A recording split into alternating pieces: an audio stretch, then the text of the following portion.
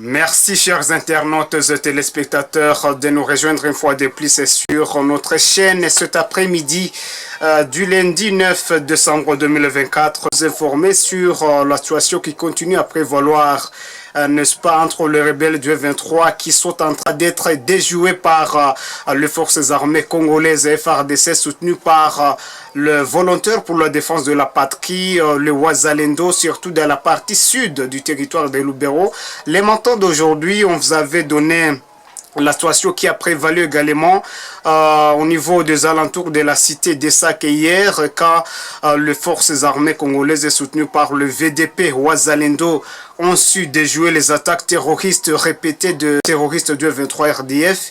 Et aujourd'hui, bien sûr, les attaques se sont poursuivies au sud du territoire de Luberon, dans certaines agglomérations comme Kasseg et ses alentours.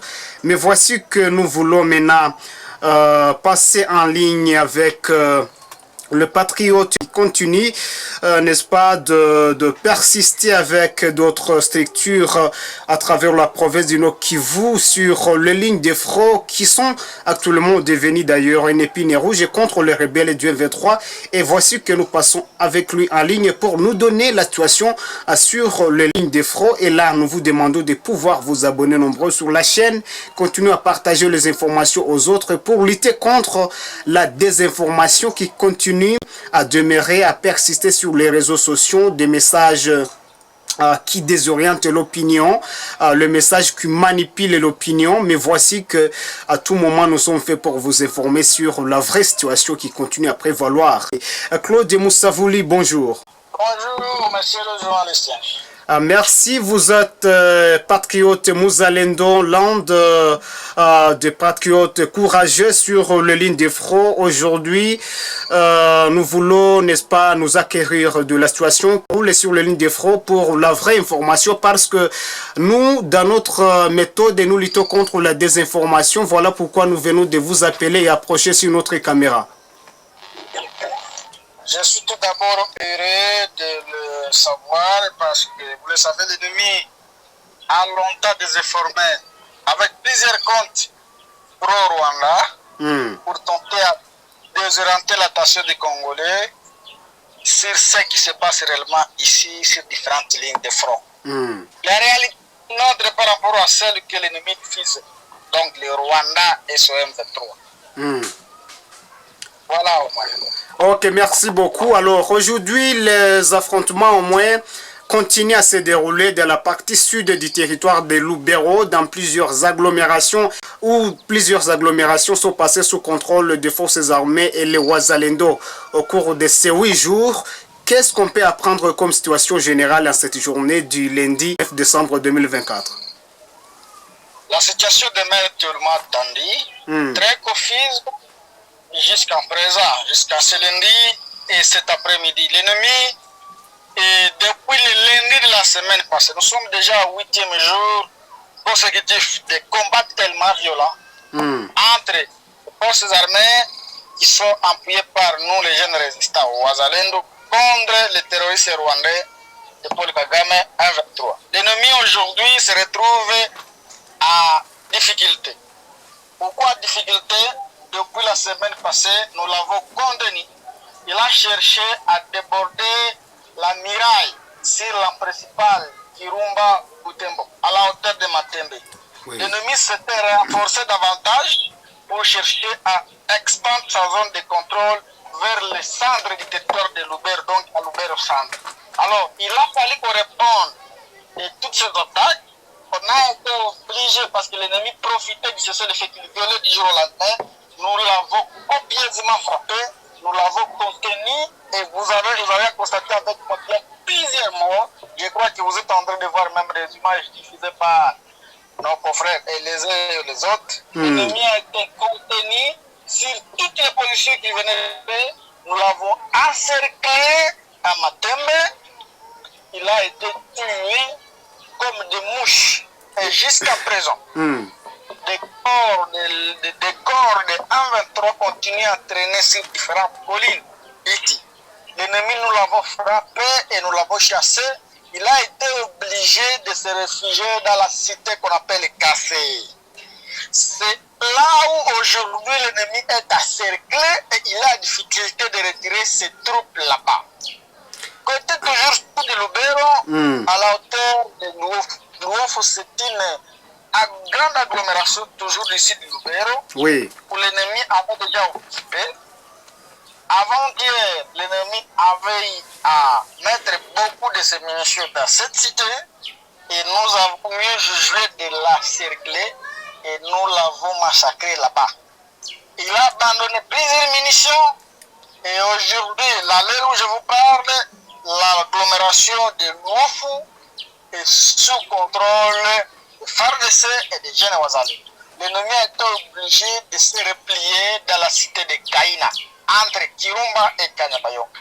Donc, nous sommes en train de voir comment également l'encercler et couper toutes les lignes de ravitaillement entre Kanyabayonga et Kirumba. C'est là où l'ennemi se concentre pour le moment où il ne sait plus comment avancer ou comment déborder.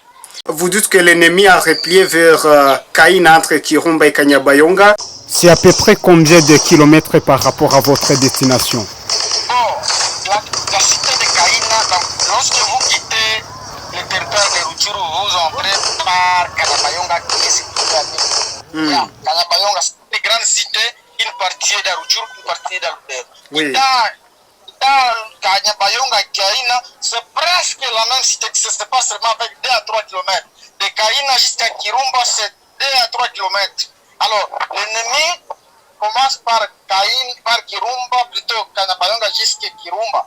C'est presque la même, c'est d'ailleurs la future ville de Luolu. Ça sera une même ville, c'est presque une même grande cité.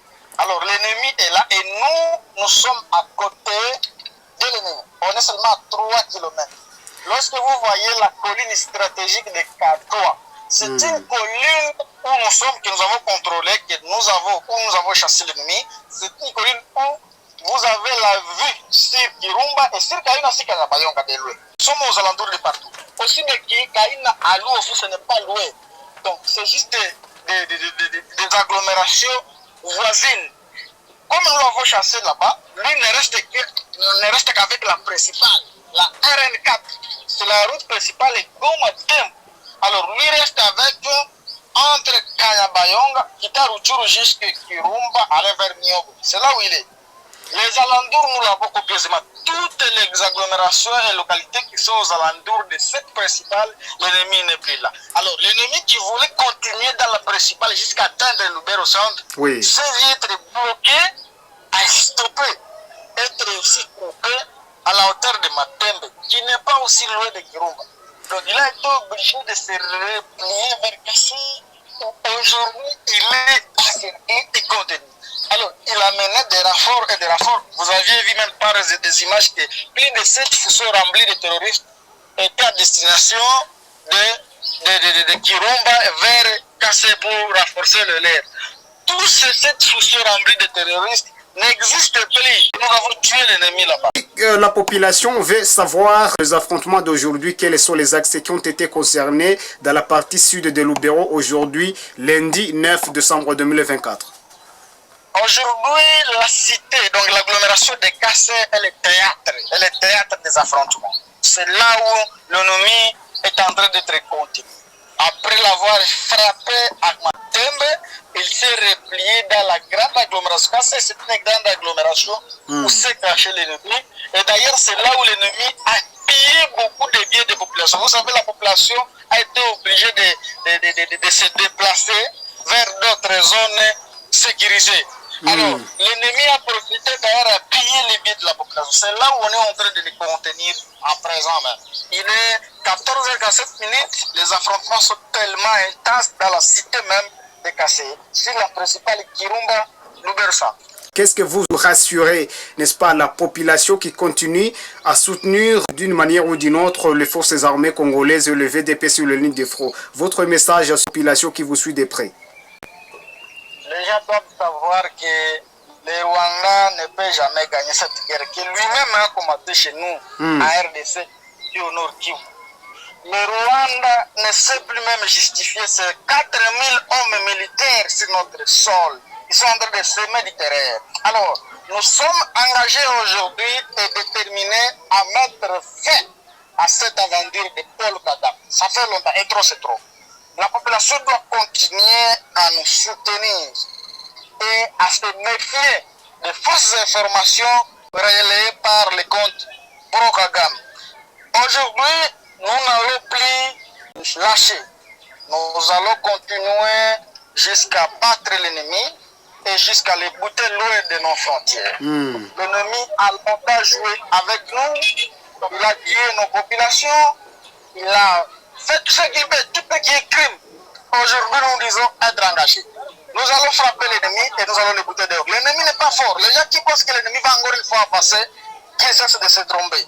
Alors, l'ennemi, nous l'avions déjà même frappé, on commençait déjà à entrer dans la cité de Kirumba. Donc, on l'avait déjà frappé. Et à Matembe, et à Kassé, et à Miowe, on était dans la porte déjà de la grande commune de Kirumba. Et suite à ce fait, on nous avait demandé de les respecter et de reculer. Alors, l'ennemi avait profité de ça. Cette fois-ci, nous avons dit, non, c'est le fait, nous continuons et d'ici quelques jours, les gens vont attendre qu'on serait déjà dans les retours et jusqu'à Bunaga. Claude Moussavouli, merci de répondre à nos questions depuis les lignes de front. Je suis très heureux de vous écouter. Chers internautes et téléspectateurs, merci d'avoir suivi la situation, l'évolution de la situation en cette journée du lundi 9 décembre 2024 sur les lignes de front, les Ouazalendo de diverses structures, dont différents mouvements qui soutiennent les forces armées congolaises sont en train, n'est-ce pas, de conjuguer les efforts, les énergies nécessaires dans le cadre de pouvoir mettre hors d'état de nuire la présence terroriste sur les sols congolais. Les affrontements qui se concentrent actuellement dans la partie sud du territoire de Lubero. Comme vous le savez, la semaine dernière, le théâtre d'affrontement a constitué un village ou plusieurs villages de cette partie, entre autres donc le village de l'agglomération de Kasségué, Boatingue, plusieurs villages comme Miobwe, comme Kanyati, sont des villages qui ont été, n'est-ce pas, sous contrôle des forces armées congolaises qui jadis étaient occupés par le rebelle du F-23 illégalement, ce qui fait qu'actuellement la population congolaise de l'intérieur ou de l'extérieur se mobilise pour soutenir la cause noble, pour participer à cette guerre d'agression d'une manière ou d'une autre. Surtout que les premiers engagés sont sur les lignes de front qui combattent physiquement l'ennemi dans le cadre de recouvrer la souveraineté et l'intégrité territoriale de la République démocratique du Congo. Et voici que selon l'information très fraîche de cet après-midi et que les affrontements se concentrent au niveau des Kassé. Donc c'est ligne toujours des parties de Lubero au sud où l'ennemi est en train de subir une frappe radiparose de la part de volontaires pour la défense de la patrie. Pour l'évolution de la situation, chers internautes et téléspectateurs, nous vous demandons de pouvoir vous abonner massivement, vous abonner sur la chaîne de sorte que vous puissiez aussi partager ces informations